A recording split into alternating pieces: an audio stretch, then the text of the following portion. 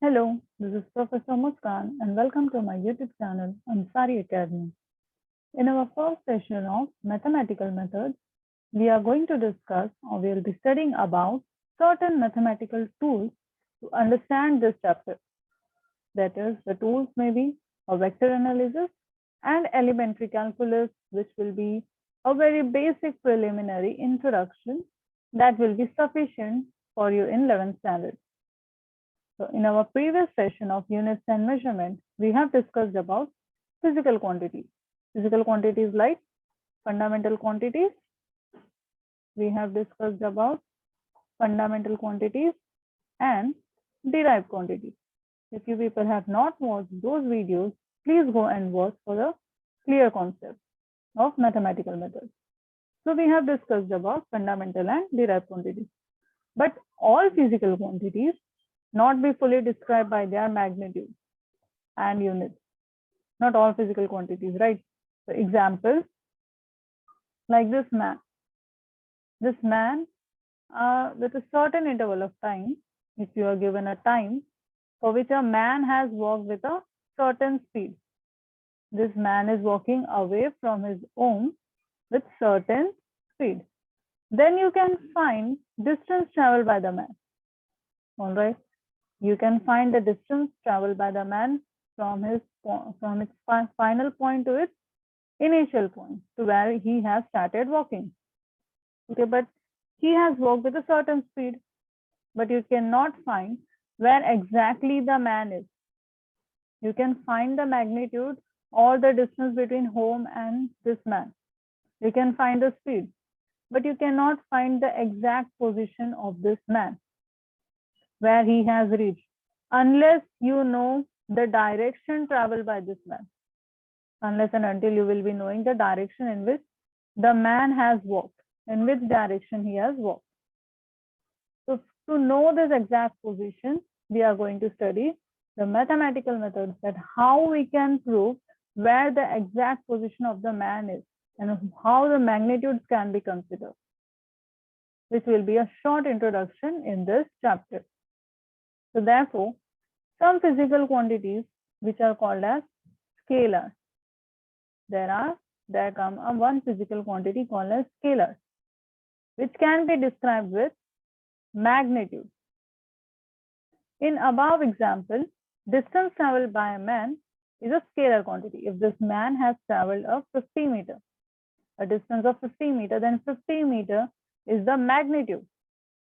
And this distance is or the length covered by this man will be your scalar quantity. So scalar quantity only depends upon the magnitude. Okay, so scalar quantity, while the final position relative to the initial position, that is displacement, is a vector quantity, which can be made out by using vectors. Whereas the vectors are those physical quantities which depends upon magnitude and direction. If you will know that what is the direction and which direction this man is traveling, we can make out the exact position of this man by using vectors. So vectors are those which has magnitude and direction. Okay, so let's move ahead. Then what is scalar? So scalar quantity is a physical quantity which can be completely described by their magnitude. As I said, the distance traveled by the man is 50 meters. Suppose it is 50 meters. So the magnitude over here is 50 meters. 50 is the magnitude and meter is the unit. So scalar quantity is a physical quantity which can be completely described by their magnitude. There are few more scalar quantities. Like example, there are length,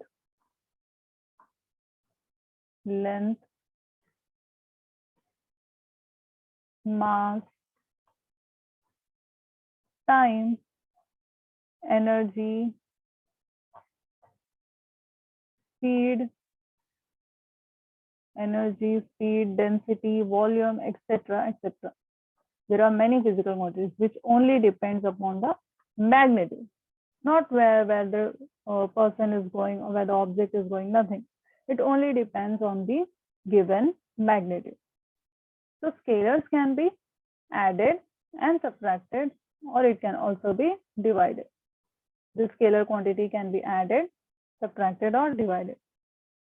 Like example, if we consider a metal rod, if I consider a metal rod, okay, so consider a metal rod, arbitrarily any metal rod.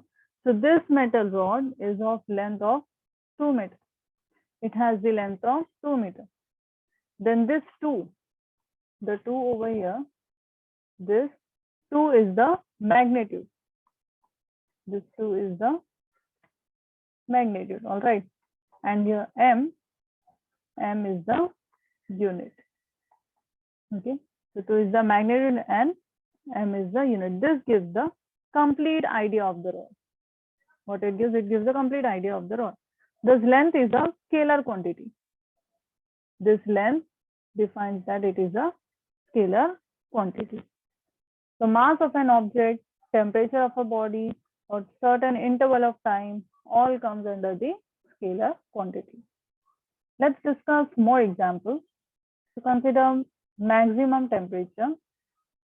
Consider any maximum temperature as 35.6 degrees Celsius in a room, and the minimum temperature as 24.2 degrees Celsius in a room.